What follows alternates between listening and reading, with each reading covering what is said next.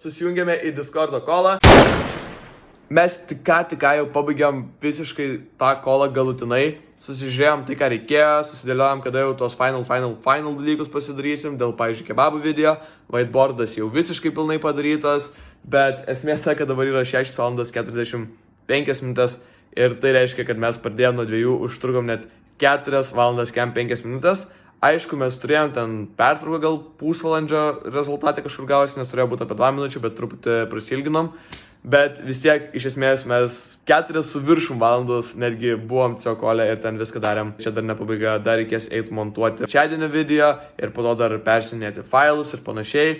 O Mykolas Tajum irgi Tajus turi montuoti šortus, o Mykolas užbaiginė tą kebabų ir panašiai. Nežinau, ar jie tai darys būtent šiandien, bet aš asmeniškai išvažiuoju po 2 dienų į Žemaitiją. Vėl turėsiu padaryti viską per šiandien ir rytoj ir planuoju iš esmės viską per šiandien padaryti. Tai dar darbo tikrai yra. Žiauriai norisi miego, tai varysiu iššaut power napą ir tada tikėkime, kad viskas bus gerai ir galėsiu toliau dirbti ir padaryti tai, ką reikia. Ir jeigu tau patinka toksai turinys apie verslą, antreprenerystę, apie turinio kūrimą, tai pasiek, nes šitas kanalas yra skirtas būtent tam ir susitiksim kitame video.